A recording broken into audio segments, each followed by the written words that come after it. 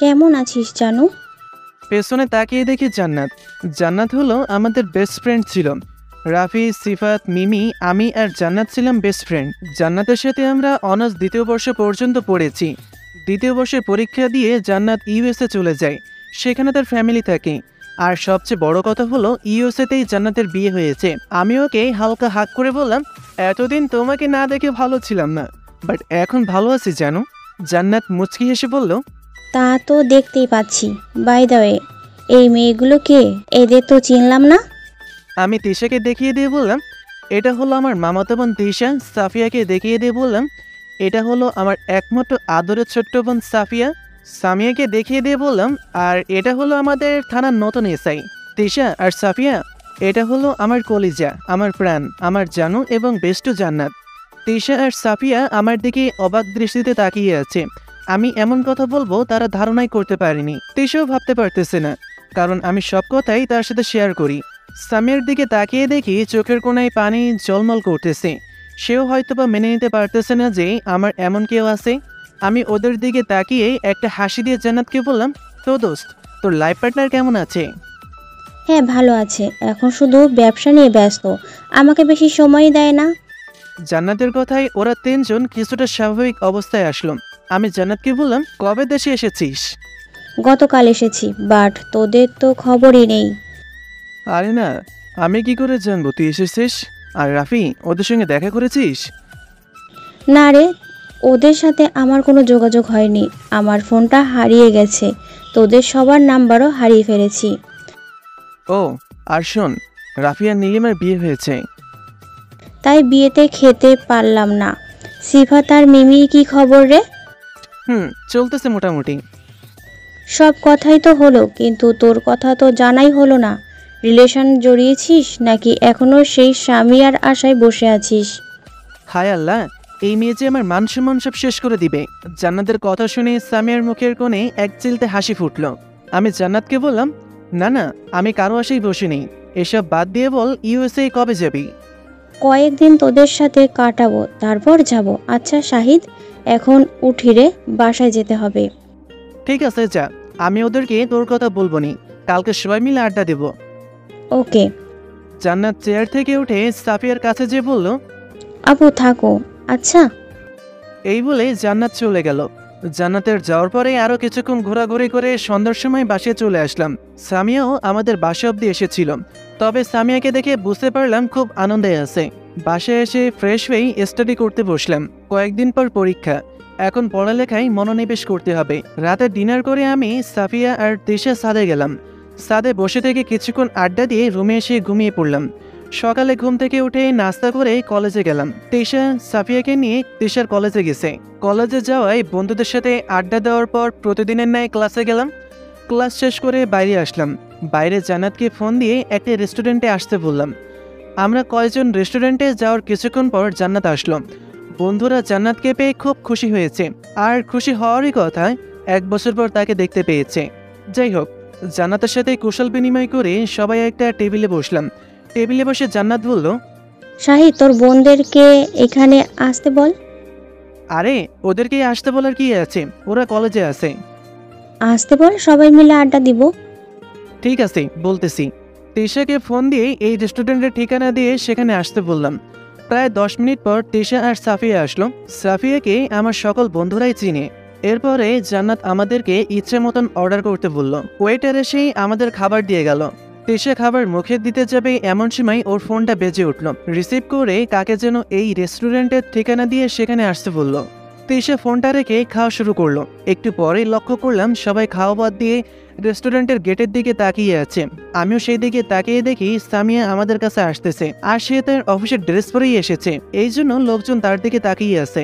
তারা মনে করেছে এখানে কিছু একটা হয়েছে, নইলে পুলিশ কেন। সামিয়া আমাদের টেবিলের কাছে এসে দাঁড়ালো। আরে ম্যাডাম, আপনি এখানে? সামিয়া মুচকি হেসে বলল, দেখতে আসলাম। দাঁড়িয়ে আছেন কেন? বসেন। সামিয়া একটা চেয়ার টেনে বসে পড়ল। ওয়েটার এসে সামিয়ার অর্ডার নিয়ে গেল। একটু পরে সামিয়াকে তার অর্ডারকৃত খাবার দিয়ে দিল। সবাই মিলে খাওয়া দাওয়া শুরু করলাম। খাওয়ার সময় সামিয়া আমার দিকে বারবার তাকাচ্ছে। বিষয়টা সিফাত খেয়াল করে সামিয়াকে উদ্দেশ্য করে বলল, কি ব্যাপার ম্যাম, আপনি বারবার শাহিদের দিকে তাকাচ্ছেন কেন? সামিয়া সিফাতের কথায় হকচকিয়ে যেয়ে বলল, কই না তো। রাফি আমার দিকে তাকিয়ে বলল, কি ম্যাম, সামথিং সামথিং নাকি? সামিয়া কিছু না বলেই মুচকি হাসি দিয়ে মাথা নিচু করে খেতে লাগলো। জান্নাত সামিয়াকে বলল, ম্যাম, আমাদের শাহিদের আশা করেন না, কারণ সামিয়া নামে কোনো এক মেয়ে ছ্যাঁকা খাওয়ার পর থেকে সে কোনো মেয়ের সাথে রিলেশনে জড়ায়নি। আপনি অযথা মায়ার সৃষ্টি করেন না। জান্নাতের কথা শুনে আমার বন্ধুরা মুচকি মুচকি হাসতেছে, আর তিশা আর তার হাসিকে আটকে রাখতে না পেরে জোরে জোরে হাসতে লাগলো। তিশাকে এভাবে হাসতে দেখে জান্নাত অবাক হয়ে বলল, তিশা, তুমি এভাবে হাসছো কেন? তিশা কোনোভাবেই তার হাসি আটকিয়ে বলল, আপনি যেই সামিয়ার কথা বলতেছেন সেই আপনার সামনেই বসে আছে।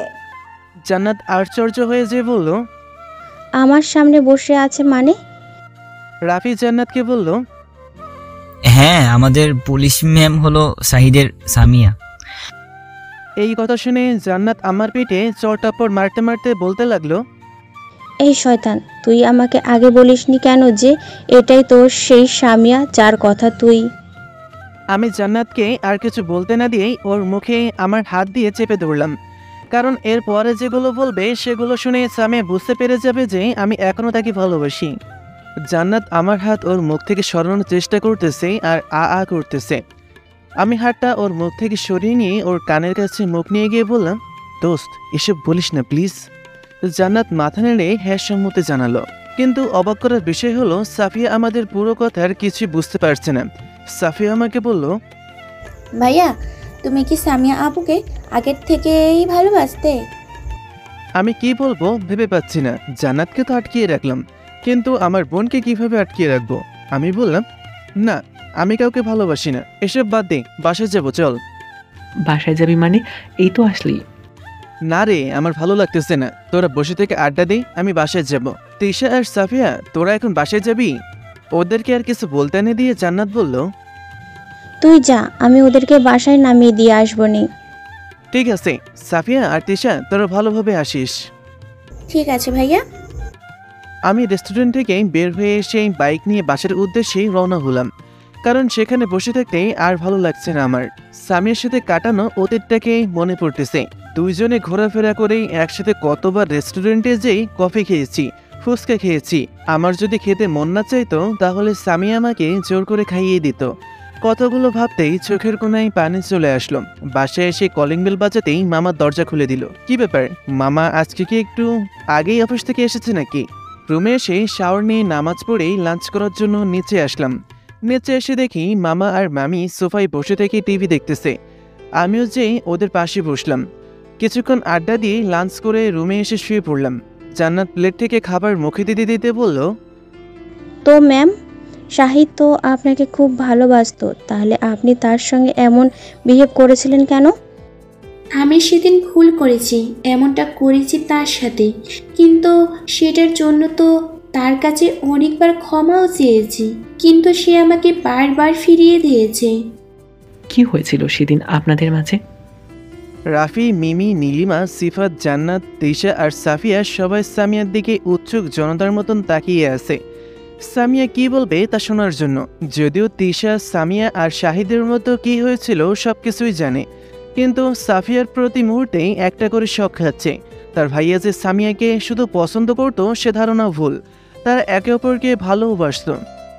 তাহলে শোনো তোমরা, কলেজে ভর্তি হওয়ার দিন থেকেই আমি শাহিদকে ভালোবেসে ফেলি। সেটা কিন্তু বলা হয়নি, কয়েকদিন পর বুঝতে পারি শাহিদ আমাকে ভালোবেসে ফেলেছে। এরপর থেকে শাহিদকে ভুল বোঝাবুঝি পর্যন্ত সবকিছু সামিয়া ওদেরকে বলে ফেলল।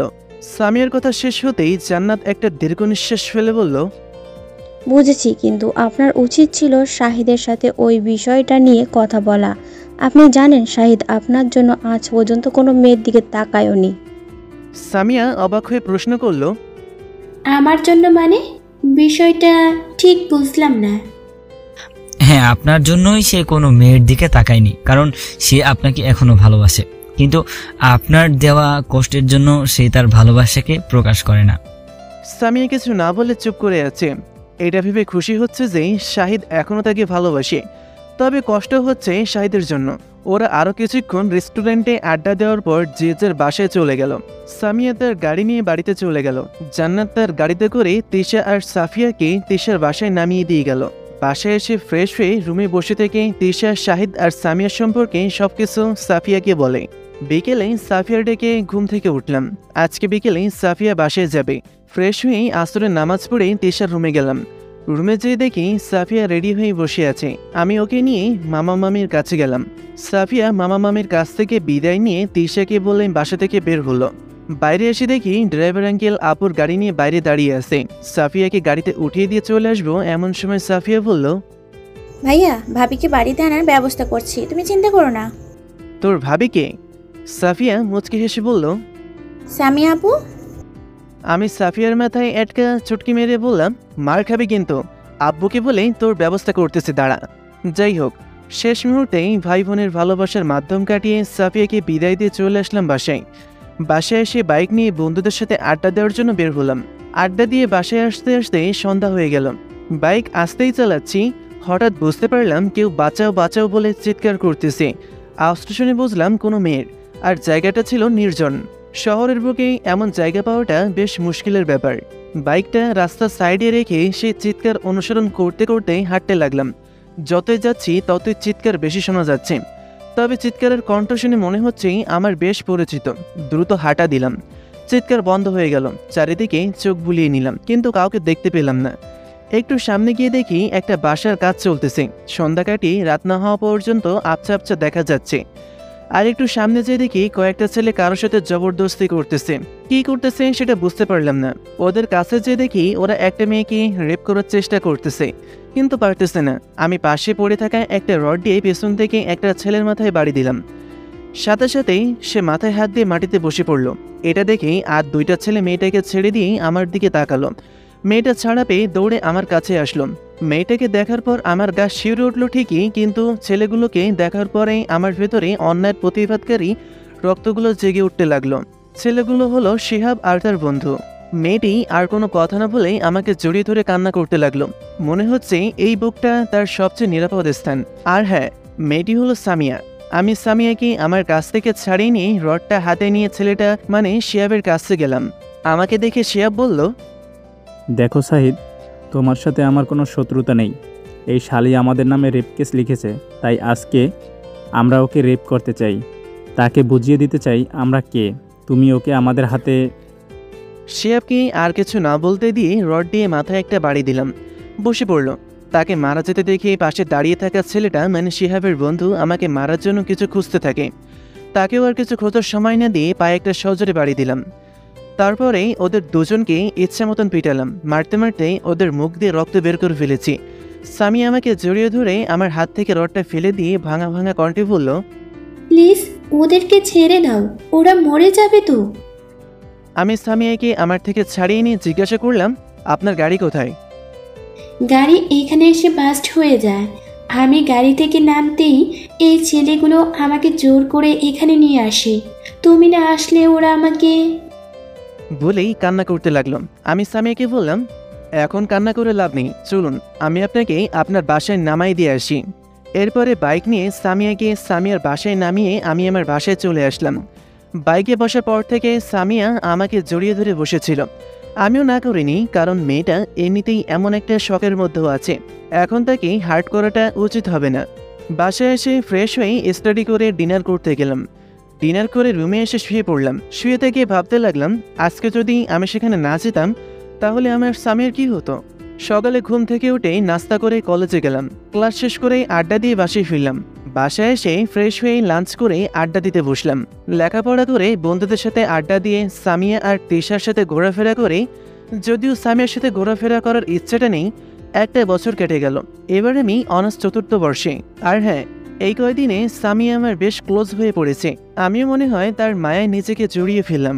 কয়েকদিন ছুটি আছে, তাই ভাবলাম আমার বাসা নওগাঁ থেকে একটু ঘুরে আসি।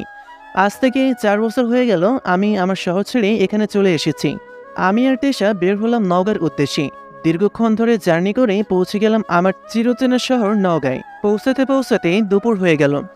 দরজার কাছে যে কলিং বেল বাজাতেই আম্মু এসে দরজা খুলে দিল। আম্মু আমাকে দেখে জড়িয়ে ধরে কপালে চুমু খেতে খেতে বলল, বাবা তুই এসেছিস? হ্যাঁ আম্মু, আমি এসেছি। এরপরেই আম্মুর সাথে কিছুক্ষণ কথা বলে সাফিয়ার সাথে কথা বলে আমি আমার রুমে এসে ফ্রেশ হয়ে লাঞ্চ করার জন্য নিচে আসলাম। এসে দেখি আব্বু বসে আছে। তিশা আর সাফিয়া সোফায় বসে টিভি দেখতেছে। আমি আব্বুকে সালাম দিয়ে ভালো মন্দ জিজ্ঞাসা করলাম। বসে থেকে আড্ডা দিয়ে একসাথে লাঞ্চ করলাম। লাঞ্চ করতে বসে মনে পড়ে গেল আজ থেকে 4 বছর আগের কথা। এখানে বসে থেকেই কতই আম্মুর হাতে তুলে খেয়েছি। এতদিন পরে আজকেই সে চেয়ারে বসতেছি। আজকেও আম্মু আমাকে আর সাফিয়া আর তেশাকে তুলে খাওয়াচ্ছে। অনেক আনন্দের মধ্য দিয়ে লাঞ্চটা শেষ করলাম।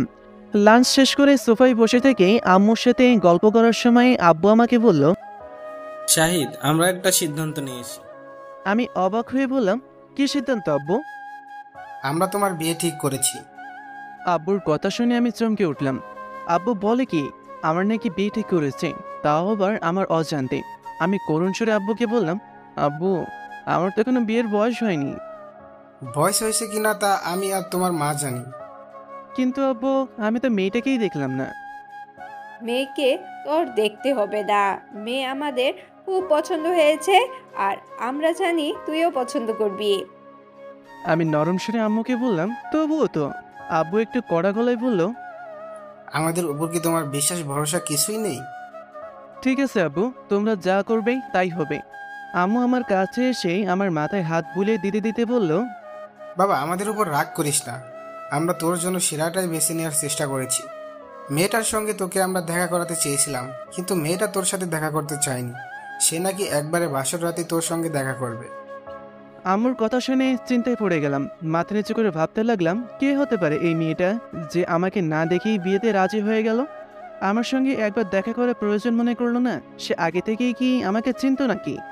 আম্মু আমাকে চুপ করে থাকতে দেখে শান্ত গলায় বলল, কি হলো সাহিদ, তুই কি আমাদের উপরে রাগ করেছিস? আমি মাথা উপরের দিকে তুলে একটা মুচকি হাসি দিয়ে বললাম, না না আম্মু, রাগ করবো কেন? আর আমার বিশ্বাস তোমরা আমার জন্য বেস্টটাই বেছে নিবে। বিয়ের তারিখ ঠিক করেছো কি? হ্যাঁ হয়েছে, এই মাসের 25 তারিখে। আমি একটু অবাক হয়ে বললাম, কি এত তাড়াতাড়ি? এখানে তাড়াতাড়ি কি আছে? সবে আজকে 17 তারিখ, এখনো 7 দিন সময় আছে। আর শোনো, তুমি তোমার সকল ফ্রেন্ডের ইনভাইট করবে। ঠিক আছে আব্বু। টিচার সাফিয়া, তোমরা দুজন আগামীকাল থেকে বিয়ের শপিং করা শুরু করে দেবে। ঠিক আছে আঙ্কেল। আব্বু আর কিছু বলবে কি? রুমে যাব। ঠিক আছে যাও। আমি আর কোনো কথা না বলে রুমে এসে শুয়ে পড়লাম। বালিশে মাথা দিতেই ভাবনার জগতে ডুবে গেলাম। আমি যদি অন্য কাউকে বিয়ে করে নিই তাহলে সামিয়ার কি হবে? সে তো আমাকে খুব ভালোবাসে। কি করব আমি? আব্বু আম্মুর কথাকে ফেলে দিতে পারতেছি না, কারণ তারা আমার জন্মদাতা জন্মদাত্রী। তাদের মনে কষ্ট দিয়ে সুখে থাকতে পারবো না। পাগলিটার কথা আজ খুব মনে পড়তেছে। সেদিন সে ভুলটা না করতো তাহলে হয়তো বা আজকে আমাদের দূরে থাকতে হতো না। হ্যাঁ, সে আমার কাছ থেকে অনেকবার তার ভুলের জন্য ক্ষমাও চেয়েছে, কিন্তু আমি তাকে ক্ষমা করতে পারিনি। তার প্রতি আমার অভিমানটা এখনো রয়েছে। তবে তাকে ভালোবাসি না এটা বললে ভুল হবে, তাকে এখনো ভালোবাসি। যাই হোক, এসব ভেবে আর লাভ নেই। ভাগ্যে যা আছে তাই হবে। এসব ভাবতেছি এমন সময় আমার রুমে রিয়াদ, ইকবাল আর সাকিব আসলো। ইকবাল আমাকে দেখে জড়িয়ে ধরে বলল, দোস্ত কেমন আছিস? কতদিন পর তোর সাথে দেখা। আমিও ইকবালকে জড়িয়ে ধরে বললাম, আলহামদুলিল্লাহ, তোরা কেমন আছিস? আলহামদুলিল্লাহ, আমরাও ভালো আছি। ইকবালকে ছেড়ে দিয়ে আমি রিয়াদ আর সাকিবকে জড়িয়ে ধরলাম। তাদেরকে জিজ্ঞাসা করলাম কেমন আছে। রিয়াদ আমাকে বলল, দোস্ত তোর সাথে কতদিন হলো আড্ডা দেওয়া হয়নি। রে ইকবাল, তোর আর মিতুর কি খবর? আর বলিস না, ইকবালের আর মিতুর একটা ছেলে হয়েছে। কি? কবে হলো রে? তুই এখান থেকে যাওয়ার পরে মানে অনার্স ফার্স্ট ইয়ারে ক্লাস শুরু হওয়ার কয়েকদিন পরে ইকবাল আর মিতুর বাবা ইকবাল আর মিতুর বিয়ের অনুষ্ঠান করে। আর তারপর থেকেই ওরা দুজনে একত্রে। বলিস কি মামা? আর তোদের অবস্থা কি? এই তো চলতেছে। গল্প করতে করতেই সাফিয়া এসে ওদেরকে নাস্তা করার জন্য ডেকে গেল। আমি ওদেরকে নিয়ে নাস্তার টেবিলে গেলাম। ওদের জোরাজোরিতেই হালকা কিছু মুখে দিলাম। নাস্তা শেষ করে ড্রয়িং রুমে সোফায় এসে বসলাম। সোফায় আব্বু বসেছিল। বন্ধুরা আপুর সাথে গল্প করতে লাগলো। ইকবাল আমাকে বলল, সাহিদ চল বাইরে থেকে ঘুরে আসি। ঠিক আছে চল। বলেই পকেটে হাত দিয়ে দেখি ফোন পকেটে নেই। আমি ইকবালকে বললাম, তোরা একটু বস, আমি আমার রুম থেকে ফোনটা নিয়ে আসি। ঠিক আছে যা।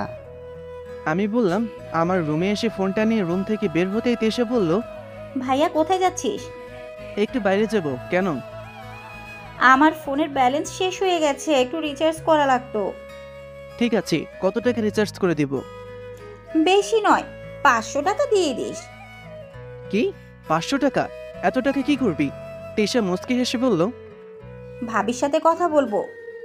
ভাবি মানে?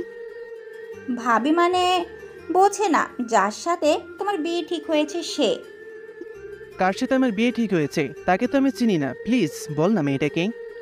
সে তো বলা যাবে না ভাইয়া, বলা আইনগতভাবে নিষিদ্ধ। ঠিক আছে, বলতে হবে না, আমারও একদিন দিন আসবে, দেখে নিস। বলেই আমি চলে আসলাম। নিচে এসে দেখি ইকবাল, রিয়াদ আর সাকিব আব্বুর সাথে কথা বলতেছে আর হাসাহাসি করতেছে।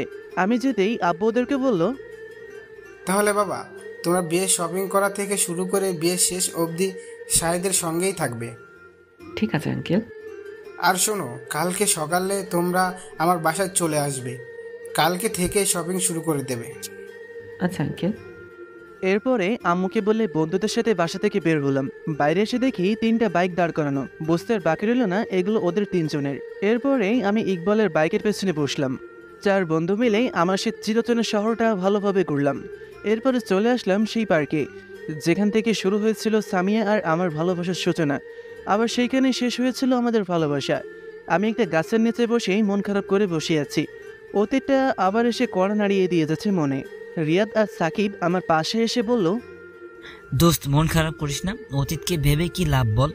যে চলে গিয়েছে তার চিন্তা করে কি লাভ? ভাগ্যে থাকলে সে আবার আসবে। আর সবচেয়ে বড় কথা, কয়েকদিন বাদে তোর বিয়ে। এখন যদি তুই এসব ভেবে নিজেকে কষ্ট দিস তাহলে কি হবে?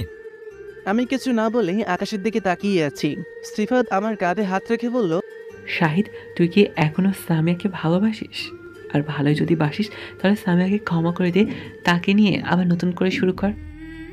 না রে, আর সেটা সম্ভব নয়। কেন? কদিন বাদে আমার বিয়ে। এখন যদি আমি সামিয়াকে আমার জীবনে ফিরিয়ে নিয়ে আসি বা বিয়ে করি, তাহলে আমি আমার বাবা মায়ের কাছে পাপী হয়ে থাকব, কারণ তারা আমার অন্যজনের সঙ্গে বিয়ে ঠিক করে ফেলেছে। আমার কথা শুনে সাকিব আর রিয়াদ মুচকি মুচকি হাসতেছে। রিয়াদ বলল, আরে দোস্ত সামিয়ার। রিয়াদকে আর কিছু না বলতে দিয়েই ইকবাল এসে রিয়াদের দিকে চোখ রাঙিয়ে বলল, কি শুরু করছিস তোরা? শাহিদ চল, আমার বাসায় যাবি, মিতু তোকে যেতে বলেছে। আমিও রিয়াদের কথায় গুরুত্ব না দিয়ে ইকবালের বাসার দিকে রওনা দিলাম। ইকবাল, রিয়াদ আর সাকিব ওদের বাইকগুলো পার করতে গেল। আমি ইকবালের বাসার দরজায় কলিং বেল বাজাতেই একটা ছোট্ট বাচ্চা এসে দরজা খুলে দিল। আমাকে দেখে বলল, তাতে তাই?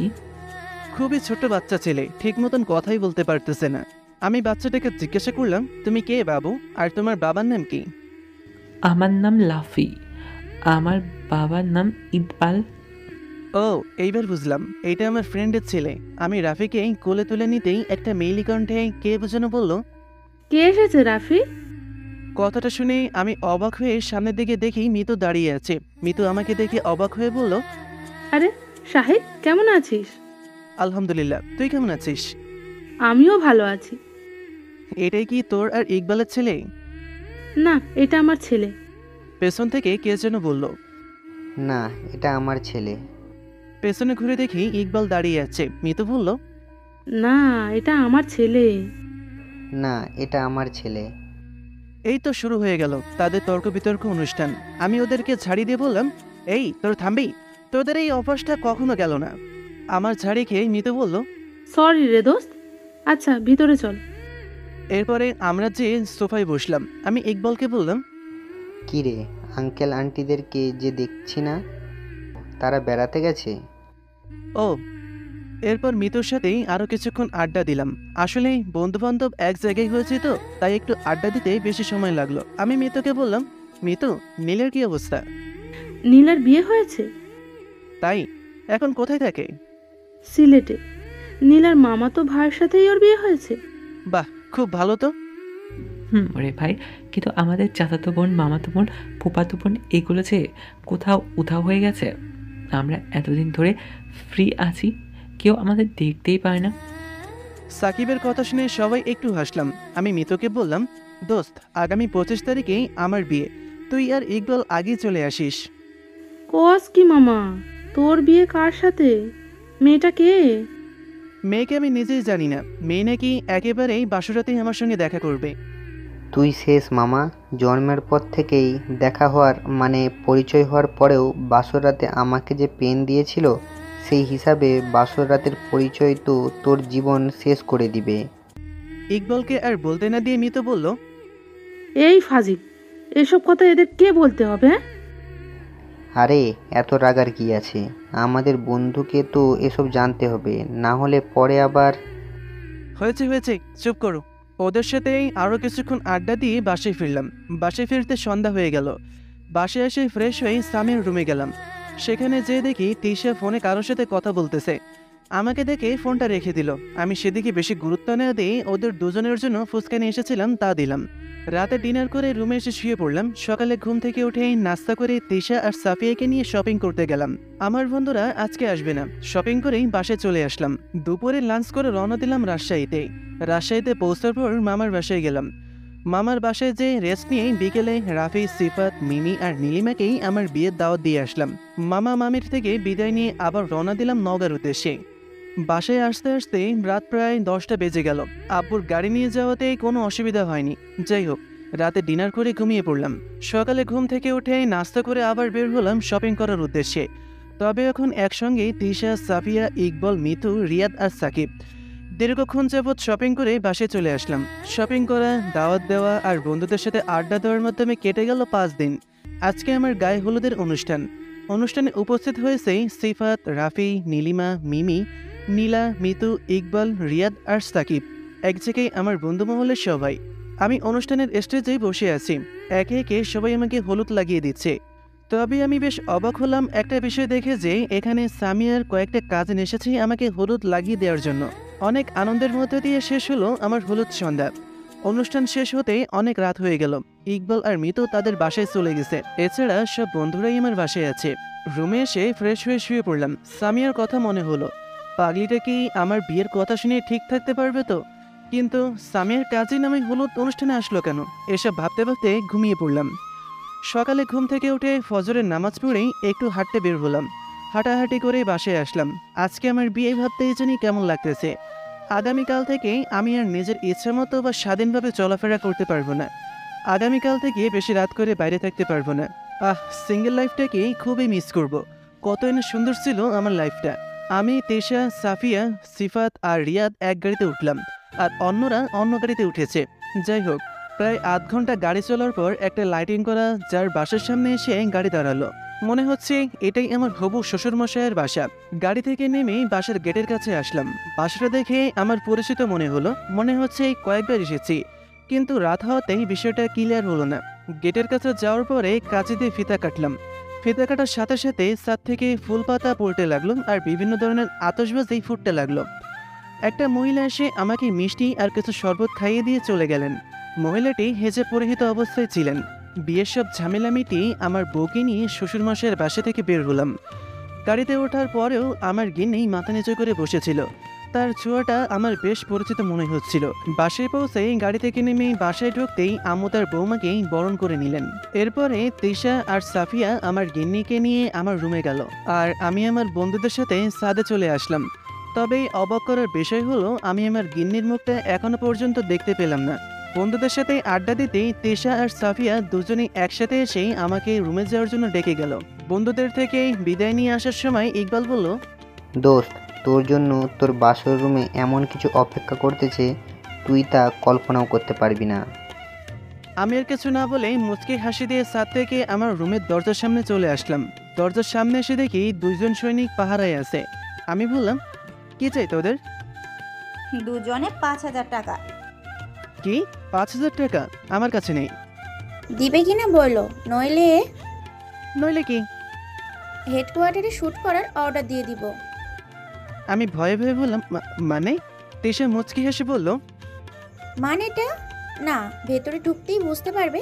এখন টাকা দাও। কি আর করব, ওদেরকে না দিয়ে কাকে দিব? পকেট থেকে ক্রেডিট কার্ডটা বের করে দিলাম। ক্রেডিট কার্ড দেখে তিশা বলল, আমরা এটা নিয়ে কি করব? আমাদের শুধু 5। আমার কাছে ক্রেডিট কার্ড ছাড়া কিছুই নেই, তোরা এটা নিয়েই যা। তিশা আর সাফিয়া আমার ক্রেডিট কার্ড নিয়ে চলে গেল। আমি দরজা খুলে রুমের ভেতরে ঢুকতেই আমার গিন্নি খাট থেকে নেমে এসে আমার পায়ে সালাম দিতে লাগলো। তবে এখনো ঘোমটাটা দিয়ে আছে, যার ফলে তাকে স্পষ্ট চেনা যাচ্ছে না। আমি ওর কাঁধ ধরেই আমার পা থেকে উপরে উঠাতেই আমি ওর মুখ দেখতে পেলাম। তার মুখটা দেখার সাথে সাথেই আমি 2 কদম পেছনে হেঁটে গেলাম, কারণ আমার গিন্নি আর কেউই নয়, আমার গিন্নি হলো আমার এক্স সামিয়া। সামিয়া আমার সামনেই মাথা নিচু করে বলতে লাগলো, আমি জানি শাহিদ, তুমি আমাকে মেনে নিবে না, আমাকে স্ত্রীর অধিকারও দিবে না। তোমার মনে আমার জন্য রয়েছে শুধুই ঘৃণা। হয়তোবা তুমি এখনই এইগুলোই বলতে। প্রত্যেকটা মেয়ে এই রাত নিয়ে কিছু স্বপ্ন জড়িয়ে রাখে, তেমন আমিও রেখেছিলাম। কিন্তু আমি জানি আমার সেই স্বপ্নগুলো আমার পূরণ হবে না, আর না হওয়ারই কথা।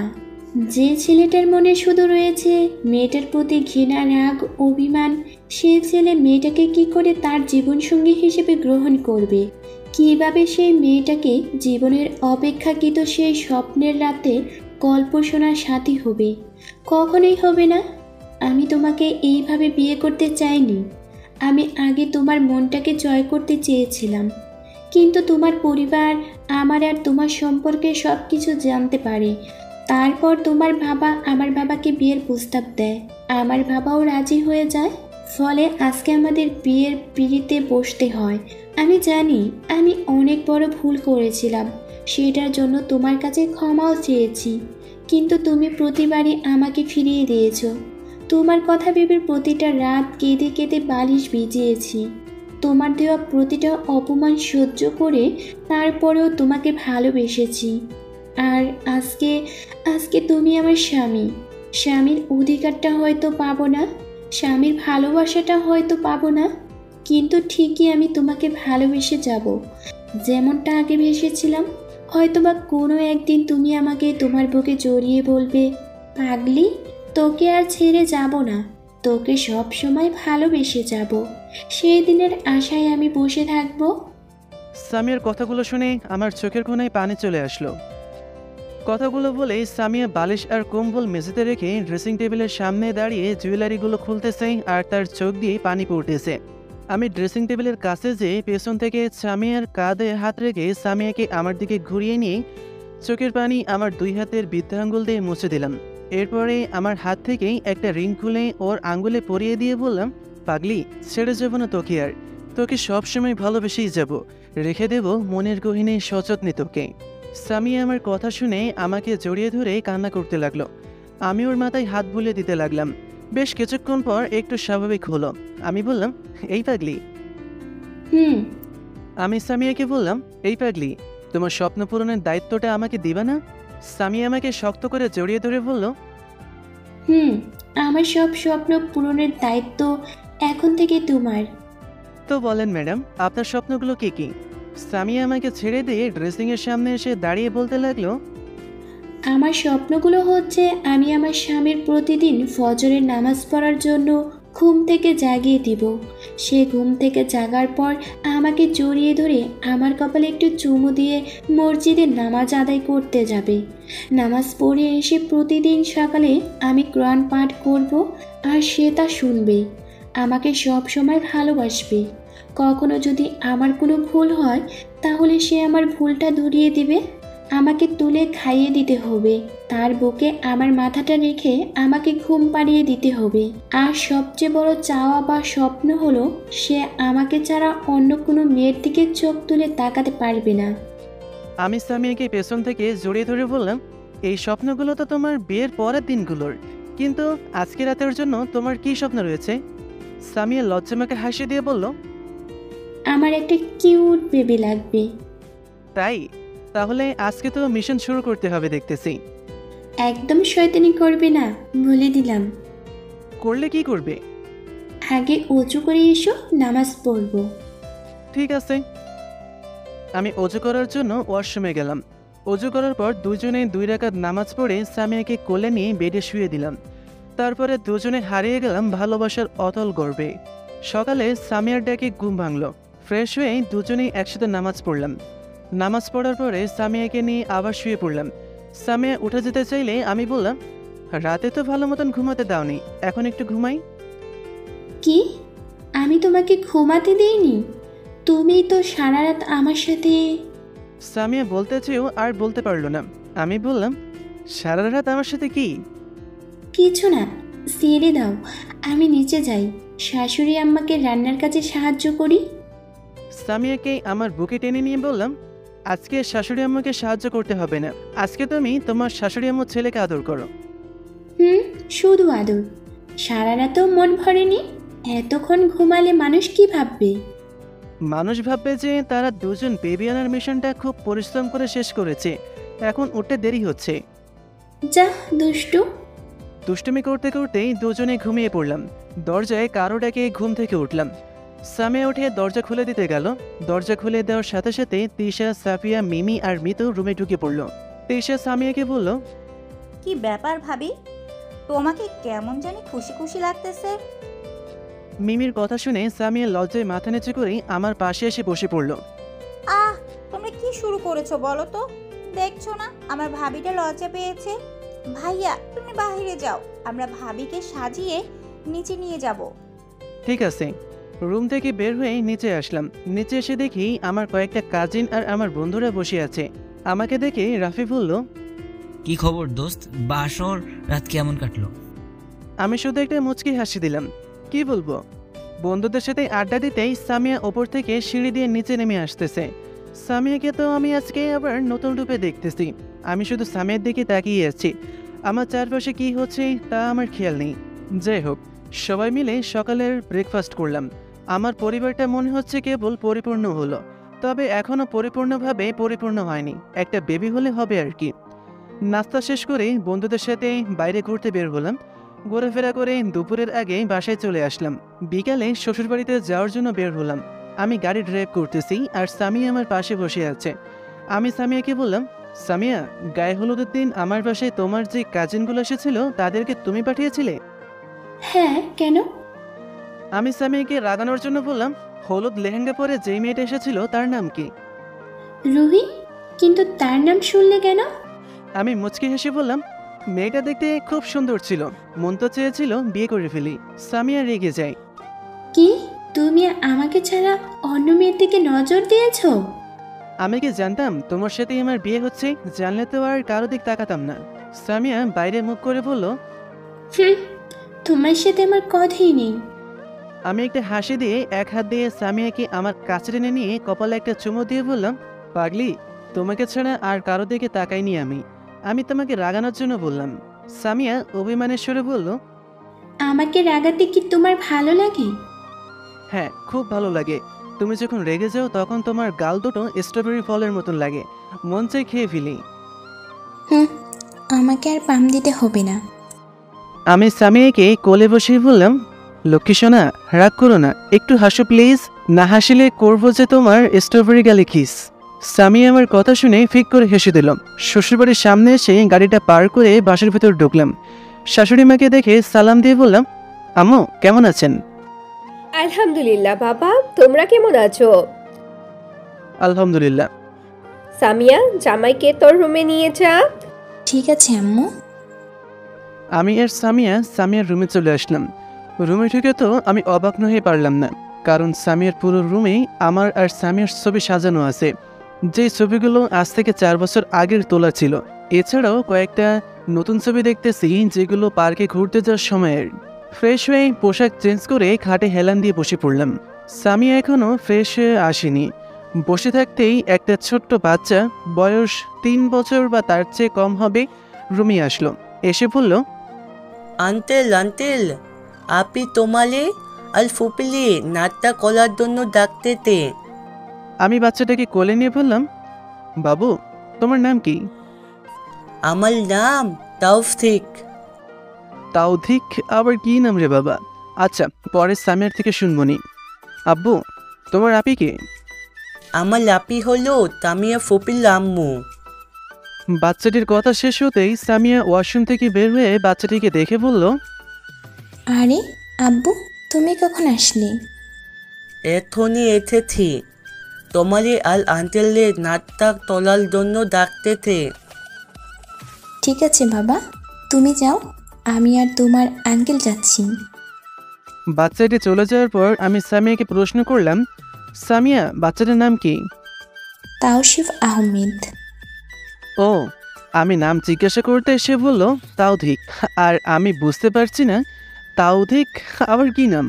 সামিয়া হাসতে হাসতে বলল, বাবুটা দেখতে খুব কিউট, কিন্তু সে কখনো স্পষ্টভাবে কথা বলতে পারে না। এটা কার ছেলে? আমার মামাতো ভাইয়ের ছেলে। আচ্ছা চলো নাস্তা করবি। চলো। সামিয়ার সাথে নাস্তা করার জন্য নিচে চলে আসলাম। নিচে এসে দেখি শ্বশুরমশাই আর একটা অপরিচিত ছেলে সোফায় বসে আছে। আসলে ছেলেটাকে পেছন থেকে দেখে বোঝা যাচ্ছে সে কে। আমি শ্বশুরবাবুর কাছে যেয়ে সালাম দিয়ে কেমন আছে তা জিজ্ঞাসা করে ছেলেটার দিকে তাকাতেই অবাক হয়ে গেলাম। ছেলেটা হলো সেই যার সাথে সামিয়াকে সেদিন পার্কে দেখেছিলাম। ছেলেটি আমার সাথে কুশল বিনিময় করল। আমিও জিজ্ঞাসা করলাম কেমন আছে তা, কিন্তু একটা জিনিস আমাকে ভাবাচ্ছে, এই ছেলে এখানে কেন? আমাকে চিন্তিত দেখে ছেলেটা আমার কানের কাছে মুখ নিয়ে এসে বলল, এত চিন্তিত হওয়ার কিছুই নেই, সামিয়া আমার সম্পর্কে তোমাকে সব বলবে। আমি প্রতি উত্তরে একটা মুচকি হাসি দিলাম। যাই হোক, ছেলেটাকে সাথে নিয়ে নাস্তা করলাম। নাস্তা করে আবার সামিয়ার রুমে আসলাম। একটু পরে সামিয়াও আসলো। আমি সামিয়াকে বললাম, আচ্ছা সামিয়া, যে ছেলেটাকে দেখলাম সেটা কে? এই ছেলেটা হলো আমার মামাতো ভাই মারুফ। এই ছেলেটির সাথেই তুমি আমাকে পার্কে দেখেছিলে। আসলে সে আমার কোনো বিয়ে বা হাজবেন্ড ছিল না, সে শুধু ছিল আমার বড় ভাই, এছাড়া অন্য কিছু নয়। সে আমাকে ছোট বোনের মতোই ভালোবাসে। সেদিন তোমাকে কষ্ট দেওয়ার জন্যই আমি ওই কাজটা করেছিলাম, কিন্তু বুঝতে পারিনি সেই কথাটির জন্যই আমাকে এত কষ্টের সম্মুখীন হতে হবে। সামিয়ার চোখের কোণায় পানি লক্ষ্য করলাম।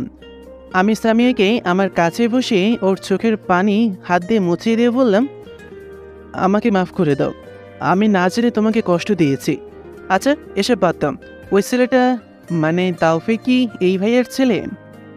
হ্যাঁ, ছাদে যাবে কি?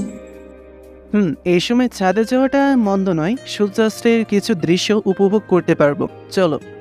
সামিয়া আর আমি ছাদে আসলাম। দুইজনেই ছাদে বেশ কিছু সময় কাটালাম। একেবারে রাত করে নিচে নামলাম। ডিনার করে রুমে এসে শুয়ে পড়লাম। একটু পরে সামিয়া রুমে আসলো। এসে কোনো কথা না বলে আমার বুকের উপর শুয়ে পড়লাম। আমিও আমার পাগলির মাথায় হাত বুলে দিতে লাগলাম। সামিয়া আমাকে জড়িয়ে ধরে গল্প করছে আর আমি শুনতেছি। সকালে ঘুম থেকে উঠেই নামাজ পড়ে দুজনে ছাদে চলে আসলাম। একটু পরেই তাওফিক এসে সকালে নাস্তা করার জন্য ডেকে গেল। দুজনে নিচে যেই নাস্তা করলাম। তবে এখন খাবার সার্ভ করছে অন্য একজন মহিলা। আমি সামিয়াকে জিজ্ঞাসা করলাম, সে বলল এটা তাওফিকের আম্মু, মানে মারুফ ভাইয়ার স্ত্রী আর আমার ভাবি, খুবই মিশুক স্বভাবের। নাস্তা শেষ করে রুমে আসলাম। আসলে নিজ শহরে শ্বশুরবাড়ি হওয়ায় শ্বশুরবাড়ি থেকে ঘুরতে যাওয়ার তেমন কোনো জায়গা নেই। 2 দিন শ্বশুরবাড়ি থেকে বাসায় চলে আসলাম। মামা মামি আর টেশা বাসায় চলে গেছে। কয়েকদিন পর টেশার এক্সাম। আর হ্যাঁ, মিমি, সিফাত, রাফি আর নীলিমাও আজকে সকালে চলে গেছে। দুপুরে লাঞ্চ শেষ করে বসে থেকে টিভি দেখার সময় আব্বু এসে আমাকে 2টা টিকিট দিয়ে বলল, তুমি আর সামিয়া 3 দিনের জন্য কক্সবাজারে হানিমুনে যাবে। আমি তো খুশিতে দিশেহারা হয়ে গেলাম। কতদিনের স্বপ্ন, বউকে নিয়ে হানিমুনে যাব। সামিয়ার দিকে তাকিয়ে দেখি সামিয়াও খুশি হয়েছে। আমি আব্বুকে বললাম, আব্বু আমাদের টিকিট কয়টায়? আগামীকাল সকাল 7টায়। ঠিক আছে। সামিয়া আর আমি রুমে আসলাম। সামিয়া বেড ঝাড়তে ঝাড়তে বলল, জানো আজকে আমি সব থেকে বেশি খুশি হয়েছি। আমি সামিয়াকে পেছন থেকে হালকা জড়িয়ে ধরে বললাম, এত খুশি হওয়ার কারণটা কি জানতে পারি? সামিয়া বেড ছাড়া রেখে আমার গলা জড়িয়ে ধরে বলল, এই যে প্রিয় মানুষটির সঙ্গে হানিমুনে যাব, এটা কি খুশির খবর নয়?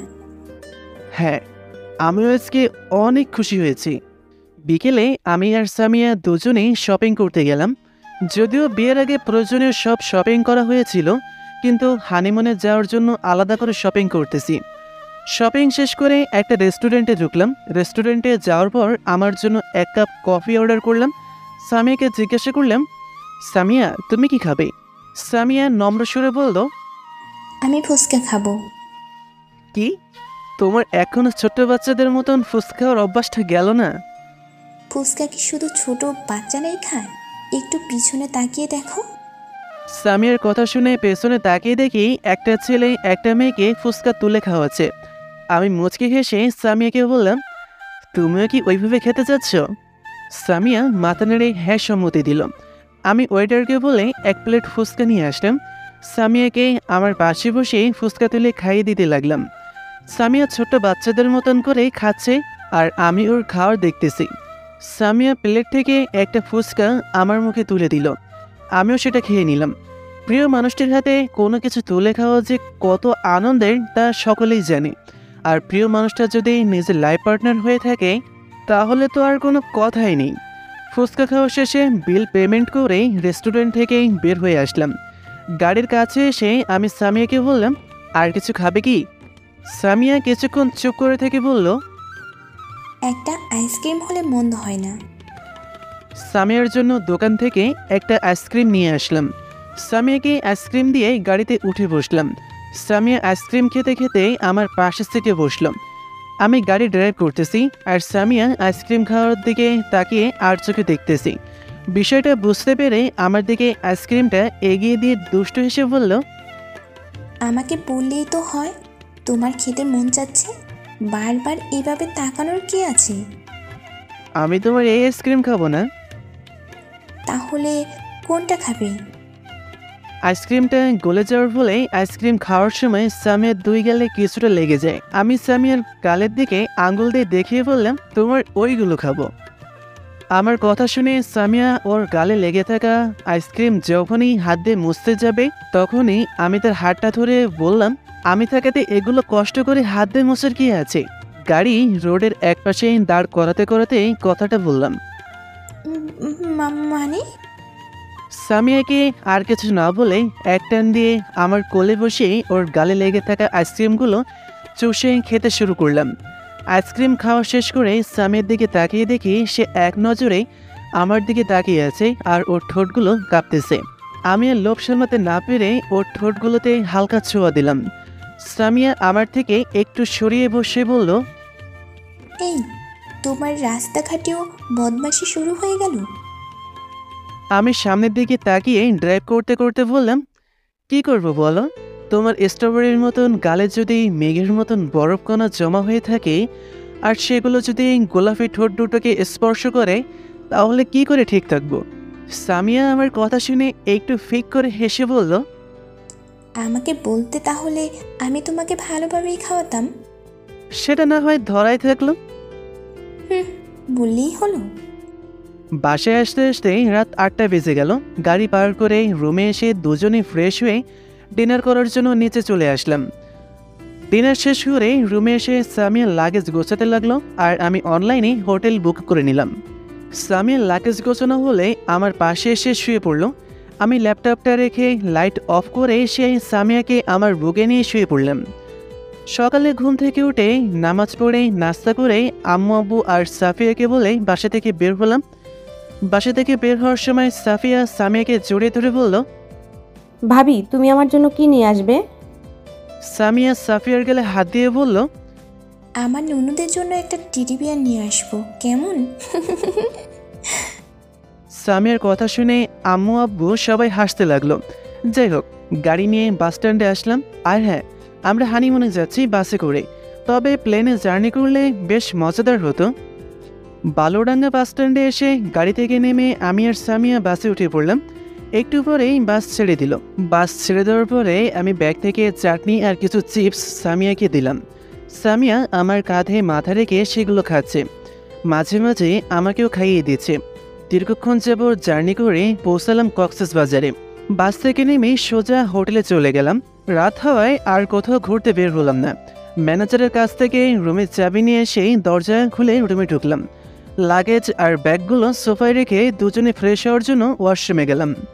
ফ্রেশ হয়ে বেডে বসতেই কে যেন দরজায় টোকা দিল।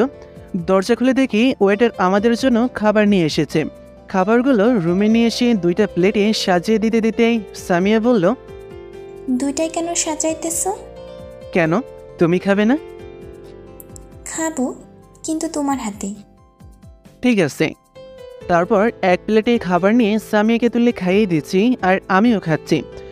খাওয়ার মাঝপথে সামিয়া হাত ধুয়ে আমার থেকে প্লেটটা নিয়ে আমাকে খাইয়ে দিতে লাগলো।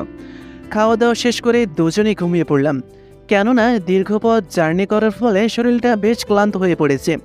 সকালে ঘুম থেকে উঠেই নামাজ পড়ে দুজনে বের হলাম সকালের বিশুদ্ধ বাতাসে নিঃশ্বাস নেওয়ার জন্য সৈকতের উদ্দেশ্যে। সৈকতে কিছু সময় অতিবাহিত করার পর আবার ফিরে আসলাম হোটেলে। হোটেলে এসে নাস্তা করার পর আবার বের হলাম কলাতলি বিচে, যেটা কক্সবাজার শহরের খুব নিকটে অবস্থিত। এভাবে সুগন্ধা বিচ, লাবণী বিচে গেলাম। বিচগুলোতেই বেশ কিছু সময় কাটালাম। Himchari, radiant fish world, Maheshkhali দ্বীপ, hill ward circuit house, Jhinuk market সহ কক্সবাজারের দর্শনীয় স্থানগুলো আনন্দের সাথে উপভোগ করলাম। সামিয়ার সাথে খুব আনন্দে কেটে গেল 3 দিন। আগামীকাল সকালে টিকিট কেটেছি বাসায় যাওয়ার জন্য। সন্ধ্যার দিকে সামিয়াকে নিয়ে বের হলাম সাফিয়া, তিশা, আব্বু আম্মুর জন্য শপিং করতে। সামিয়ার পছন্দ মতন তাদের জন্য শপিং করে চলে আসলাম। রাতে ডিনার করে শুয়ে পড়লাম। সকালে ঘুম থেকে উঠেই নাস্তা করে বাসস্ট্যান্ডের দিকে রওনা দিলাম। দীর্ঘপথ অতিক্রম করে আবার ফিরে আসলাম নওগাঁয়। নওগাঁয় পৌঁছাতেই রাত হয়ে গেল। বাস থেকে নামতেই দেখি আব্বু আর সাফিয়া গাড়ি নিয়ে দাঁড়িয়ে আছে। তাদের সাথে কথা বলে গাড়িতে উঠলাম। ড্রাইভার আঙ্কেল গাড়ি চালাতে লাগলেন। আমি, সামিয়া আর সাফিয়া পেছনে বসেছি, আব্বু ড্রাইভার আঙ্কেলের পাশে বসেছে। বাসায় এসে আম্মুর সাথে কথা বলে রুমে এসে ফ্রেশ হয়ে ডিনার করার জন্য নিচে আসলাম। ডিনার শেষ করে আব্বু আম্মুর জন্য যা নিয়ে এসেছিলাম তা দিয়ে দিলাম আর সাফিয়াকে রুমে আসতে বললাম। আমি আর সামিয়া রুমে আসার কিছুক্ষণ পরে সাফিয়া আমার রুমে আসলো। সামিয়া ব্যাগ থেকে সাফিয়ার জন্য আনা নেকলেস আর পায়েল বের করে দিল। সাফিয়া এগুলো পেয়ে খুব খুশি হয়েছে। খুশির ঠেলায় সামিয়াকে জড়িয়ে ধরলো। সাফিয়া কিছুক্ষণ আমাদের সাথে গল্প করার পরে রুম থেকে বের হয়ে গেল। আমরাও ঘুমিয়ে পড়লাম। সকালে আজকে দেরিতে ঘুম ভাঙল। ঘুম থেকে উঠেই নাস্তা করে সামিয়াকে নিয়ে শ্বশুর বাড়িতে গেলাম। সেখানে 2 দিন থাকার পরে বাসায় চলে আসলাম। এইভাবে কেটে গেল 1 সপ্তাহ। আজকে রাজশাহীতে যাব, কেননা কয়েকদিন পর এক্সাম। আর সবচেয়ে বড় কথা, সামিয়ার অফিস আছে। আম্মু আব্বুর কাছ থেকে বিদায় নিয়ে বের হলাম। আর হ্যাঁ, সাফিয়াও আমাদের সঙ্গে যাবে। আম্মু আব্বু আসতে না দিতে চাইলেও আমার আর সামিয়ার জন্য আসতে দিল, বিশেষ করে সামিয়ার জন্য। রাজশাহীতে পৌঁছে মামার বাসার সামনে যেয়ে গাড়ি থেকে নেমে পড়লাম। বাসায় ঢুকে মামা মামিকে সালাম দিয়ে কেমন আছে তা জিজ্ঞাসা করে রুমে চলে আসলাম। তিশা আমার রুমটা আগে থেকেই পরিষ্কার করে রেখেছিল। রুমে আসার পর আর ডিনার করলাম না, শুয়ে পড়লাম। সামিয়া আর মামি আর সাফিয়া তিশার সঙ্গে গল্প করতেছে। একটু পরে রুমে এসে দরজা লাগিয়ে দিয়ে আমার বুকের উপর মাথা রেখে শুয়ে পড়ল। পরের দিন সকাল 8টায় কলেজে গেলাম আর সামিয়া তার অফিসে গেল। ক্লাস শেষ করে বন্ধুদের সাথে আড্ডা দেওয়ার পর সামিয়াকে নিয়ে বাসায় আসলাম। পরের দিন কলেজে গেলাম। সামিয়াও আমার সঙ্গে ছিল, তবে সে সাধারণ পোশাকে পরেছিল। আমি আর সামিয়া আর আমার বন্ধুরা মানে রাফি, সিফাত, মিমি আর নীলিমা এক জায়গায় বসে থেকে আড্ডা দিচ্ছিলাম। এমন সময় আবির আমাদের সামনে আসলো আর ঠিক সেই মুহূর্তেই আমার ফোনে কল আসলো। আমি ফোনটা রিসিভ করতেই সাইডে গেলাম। আর হ্যাঁ, আমাদের বিয়ের কথা কলেজের বন্ধুরা ছাড়া আর কেউ জানে না। এদিকে শিহাব সামিয়া সামনে যেয়ে বলল, তোমার সাথে আমার কিছু কথা আছে। সামিয়া সহ সবাই অবাক, কারণ শিহাব যে খারাপ এটা সবাই জানে। আর এইখানে এতগুলো মেয়ে থাকতে সামিয়া ডাকতেছে, বিষয়টা অবাক হওয়ারই। কি হয়েছে বলুন? সামিয়া শিহাবকে চেনে না, যদিও সেদিন রাতে শিহাব তাকে রেপ করতে চেয়েছিল, কিন্তু সামিয়া শিহাবের মুখটা ভালোভাবে দেখতে পারেনি। তবে শিহাবের নামে সামিয়া কেস লিখেছিল, এটা সত্য। আসলে আমি তোমাকে ভালোবেসে ফেলেছি। শিহাবের কথায় উপস্থিত সবাই বেশ ঘাবড়ে যায়। সামিয়া শান্তভাবে বলল, কি বললে? আমি তোমাকে ভালোবেসে ফেলেছি। সামিয়া নিজের রাগকে চেক দিয়ে বলল, আমি বিবাহিতা। ওই যে দেখতেছেন শাহিদকে, ওটা হলো আমার হাজবেন্ড। দেখো, আমি তোমাকে শাহিদের থেকে বেশি সুখে রাখবো। শাহিদের কাছ থেকে চলে এসো আমার কাছে। সেটা সম্ভব নয়। কেন সম্ভব নয়? আমি কি শাহিদের থেকে দেখতে খারাপ? আমার কি অর্থ সম্পদ কম আছে? নাকি শাহিদ তোমাকে যে সুখ দেয় আমি তা দিতে পারবো না? কোনটা? শিহাবের কথা শেষ না হতেই সামিয়া ঠাস ঠাস করে শিহাবকে 2টা চড় মেরে চিৎকার করে বলল, তোকে না আমি বললাম শাহিদ আমার হাজবেন্ড, তাকে আমি ভালোবাসি, তবু সে কথা তোর কানে গেল না। আর কি বললি? শাহিদ আমাকে যে সুখ। কথা শেষ না করেই পায়ের জুতা খুলে শিহাবের গালে মারতে থাকে। সামিয়ার চিৎকার শুনে কলেজের সব স্টুডেন্ট এক জায়গায় জড় হয়ে গেছে। শিহাব সামিয়ার হাতে জুতার বাড়ি খাওয়ার পরে রাগে আর অপমানে ফুঁসতেছে। সামিয়াকে মিমি আর নীলিমা শিহাবের কাছ থেকে সরানোর চেষ্টা করতেছে, কিন্তু পারতেছে না। আমি সামিয়ার চিৎকার শুনে এসে দেখি সব স্টুডেন্ট এক জায়গায় জড়ো হয়ে গেছে। আমি সামিয়ার কাছে যেয়ে দেখি শিহাবকে ইচ্ছে মতন জুতা দিয়ে মারতেছে। আমি সামিয়াকে আবিরের কাছ থেকে ছাড়িয়ে নিয়ে বললাম, কি হয়েছে সামিয়া? সামিয়া আমাকে জড়িয়ে ধরে কান্না করতে করতে বলল, ও বলতেছে আমি যেন তোমাকে ছেড়ে ওর কাছে চলে যাই।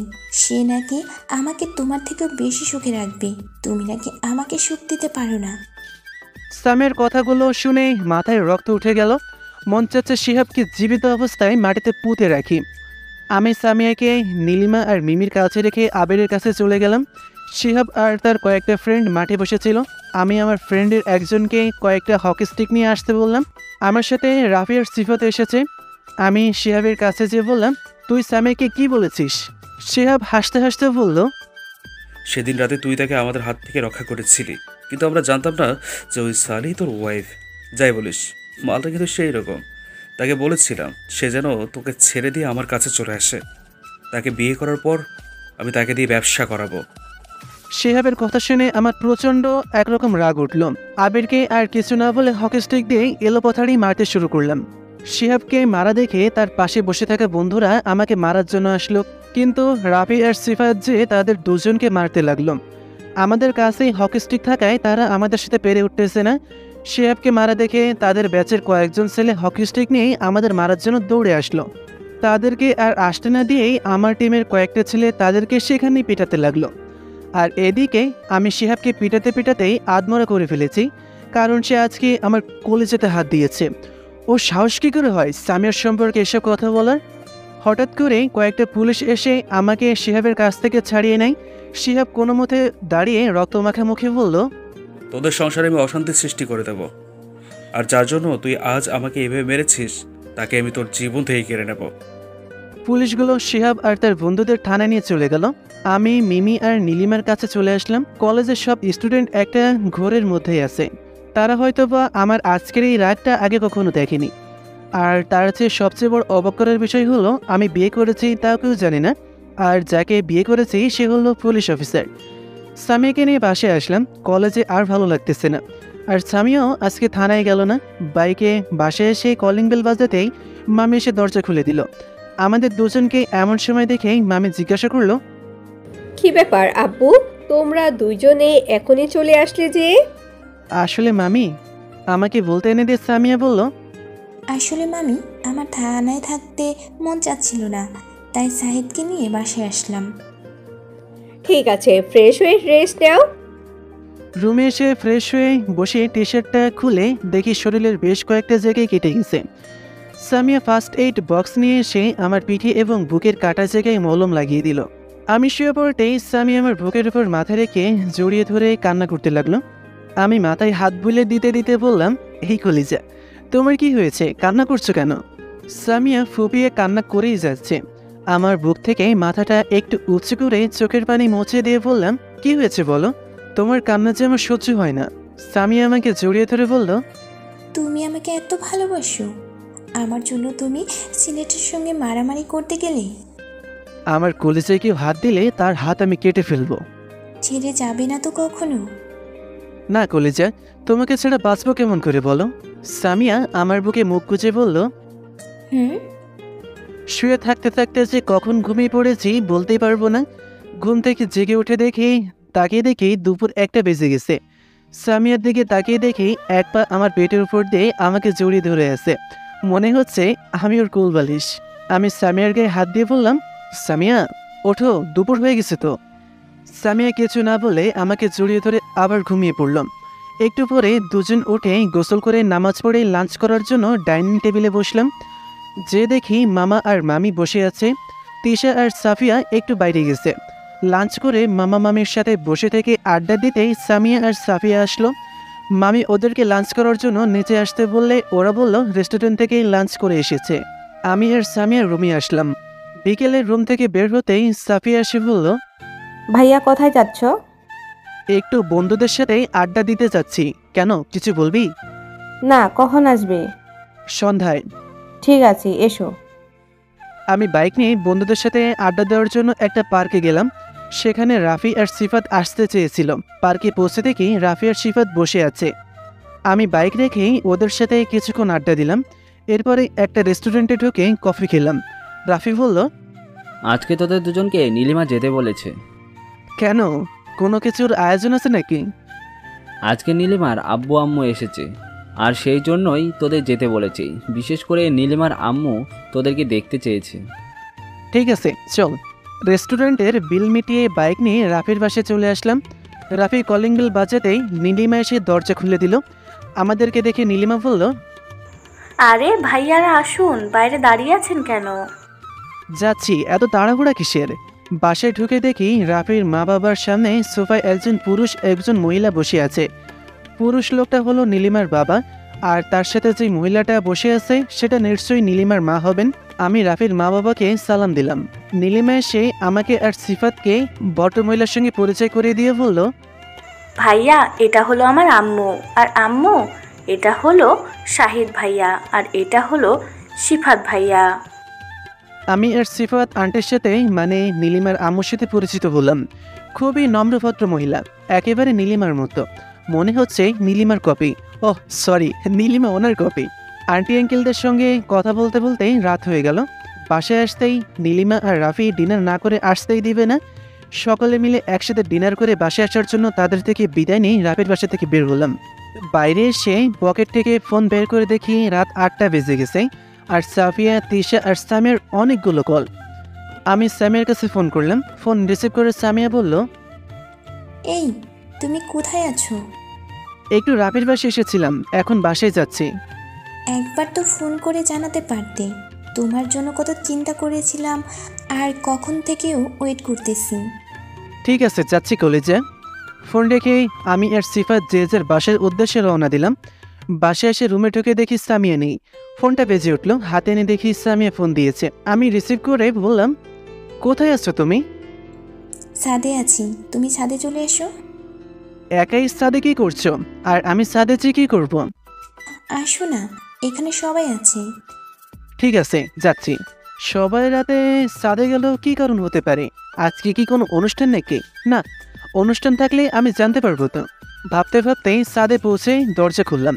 দরজা খুলে ছাদে যেতে সকলে একসাথে বলে উঠল, happy birthday to you Shahid. Happy birthday to you Shahid. আমি তো শুধু অবাকের ওপর অবাক হয়ে চারিদিকে দেখতে লাগলাম। ছাদের একপাশে একটা টেবিল রেখে তার উপর বার্থডে কেক রেখেছে, আর টেবিল সহ চারপাশে সবকিছু লাইটিং করা হয়েছে।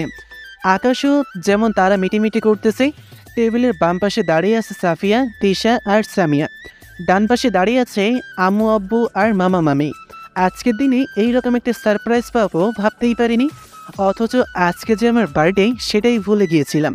আমি ফো দিয়ে বাতি নিভিয়ে দিয়ে প্রথমে সামিয়াকে কেক খাইয়ে দিলাম। সামিয়াও আমাকে খাইয়ে দিল। এরপরে একে একে সবাইকে খাইয়ে দিলাম। কেক খাওয়া শেষ হতেই তিশা আমার হাতে গিটার ধরিয়ে দিয়ে বলল, ভাইয়া আজকের দিনে গান না হলে কেমন হয়? আমি তো অস্বস্তি বোধ করতে লাগলাম। আব্বু আম্মুর সামনে এর আগে কখনো গান গাওয়া হয়নি। আমি তিশাকে বললাম, আমি গান গাইতে পারি না। তুমি পারো, আমি জানি। আব্বু বিষয়টা বুঝতে পেরে বলল, শাহিদ গাও, সমস্যা কি? শুধু আজকের দিনেই তো। আমি গিটার হাতে নিয়ে সুর তুললাম। এরপরে সামিয়ার দিকে তাকিয়ে গান গাওয়া শুরু করলাম। ওগো তোমার আকাশ দুটি চোখে আমি হয়ে গেছি তারা। ওগো তোমার আকাশ দুটি চোখে আমি হয়ে গেছি তারা। এ জীবন ছিল নদের মতো গতিহারা। এ জীবন ছিল নদের মতো গতিহারা দিশাহারা। ওগো তোমার আকাশ দুটি চোখে আমি হয়ে গেছি তারা। ওগো তোমার আকাশ দুটি চোখে আমি হয়ে গেছি তারা। আগে ছিল শুধু পরিচয়, পরে হলো মন বিনিময়। আগে ছিল শুধু পরিচয়, পরে হলো মন বিনিময়। শুভ লগ্নে হয়ে গেল শুভ পরিণয়, শুভ লগ্নে হয়ে গেল শুভ পরিণয়। আজ যখনই ডাকি জানি তুমি দেবে সাড়া। এ জীবন ছিল নদীর মতো গতিহারা দিশাহারা। ওগো তোমার আকাশ দুটি চোখে আমি হয়ে গেছি তারা। ওগো তোমার আকাশ দুটি চোখে আমি হয়ে গেছি তারা। গান গাওয়া শেষ হতেই সবাই হাততালি দিল, আর সামিয়া এক নজরে আমার দিকে তাকিয়ে আছে। আমি সামিয়ার কানের কাছে মুখ নিয়ে বললাম, এই যে ম্যাডাম, এত দেখার কি আছে? আমাকে এভাবে দেখলে আমার ওয়াইফ তো রেগে যাবে। সামিয়া আমার কথা শুনে একটা মিষ্টি হাসি দিল। যাই হোক, ছাদ থেকে নিচে নেমে এসে সকলের সাথে একসাথে ডিনার করলাম। ডিনার শেষ করে আব্বু আম্মুর সাথে কিছুক্ষণ কথা বলে রুমে আসলাম। সামিয়া আম্মু আর আব্বুর সঙ্গে কথা বলছে। খাটে হেলান দিয়ে ফোন টিপতেছি, তখন তিশা, সাফিয়া আর সামিয়া রুমে আসলো। আমি তিশাকে জিজ্ঞাসা করলাম, তিশা, আজকে আমার বার্থডে ছিল, তুই তা কীভাবে জানলি? আর কয়েক বছর ধরে তো আমার বার্থডে সেলিব্রেট করি না। তাহলে কে বলেছে এসব? আমরা কেউ জানতাম না বা এসব কিছুই আমরা করিনি। তাহলে কে বলেছে এসব? আমাদের ভাবি এসব করেছে। বলতে পারো আব্বু আম্মুকে এখানে নিয়ে আসা থেকে শুরু করে অনুষ্ঠানের যাবতীয় কার্যকলাপ সবকিছু ভাবিই করেছে। আমি তো অবাক হয়ে সামিয়ার দিকে তাকিয়ে বললাম, কি? সামিয়া আমাকে চোখ টিপে দিয়ে বলল, জি মশাই। সামিয়ার এইরকম কাহিনী দেখে সাফিয়ার এসে হাসতে হাসতে রুম থেকে বের হয়ে গেল। আমি সামিয়ার কাছে যে সামিয়াকে জড়িয়ে ধরে বললাম, তুমি আমার কাছে কি চাও বলো? সামিয়া আমাকে শক্ত করে জড়িয়ে ধরে বলল, আমি শুধু চাই তোমার এই বুকে শেষ নিঃশ্বাস ত্যাগ করার আগ পর্যন্ত ঠাঁই নিতে, আর আমাকে ছেড়ে দূরে কোথাও না চলে যেতে। এই পাগলি, এই বুকটা শুধু তোমার জন্য, অন্য কারোর জন্য নয়। চলো, অনেক রাত হয়েছে, শুয়ে পড়ি। চলো। দুজনে ঘুমিয়ে পড়লাম। সকালে ঘুম থেকে উঠে নামাজ পড়ে রুম থেকে বাইরে আসলাম। সকালে নাস্তা করে আব্বু আর আম্মু সাফিয়াকে নিয়ে বাসায় চলে যাবে। নাস্তা শেষ করে আব্বু, আম্মু আর সাফিয়াকে গাড়িতে উঠিয়ে দিয়ে গেলাম। গাড়িতে উঠিয়ে দেওয়ার সময় আম্মু আমাকে বলল, বাবা, সামিয়াকে যেন কখনো কষ্ট দিস না, ওর খেয়াল রাখিস আর নিজেরও খেয়াল রাখিস। ঠিক আছে আম্মু, ভালোভাবে থাকবে আর ঠিক মতন মেডিসিন নেবে। আচ্ছা বাবা। আম্মুকে বিদায় দিয়ে বাসায় এসে রেডি হয়ে কলেজের জন্য বের হলাম। সামিয়াকে থানায় নামিয়ে দিয়ে কলেজে আসলাম। যদিও সামিয়ার গাড়ি আছে, কিন্তু সে আমার বাইকেই আসবে। যাই হোক, কলেজে ঢুকে বাইক পার্ক করে বন্ধুদের কাছে গেলাম। রাফি, নীলিমা, সিফাত আর মিমি বসেছিল। আমি ওদের কাছে যেতেই মিমি বলল,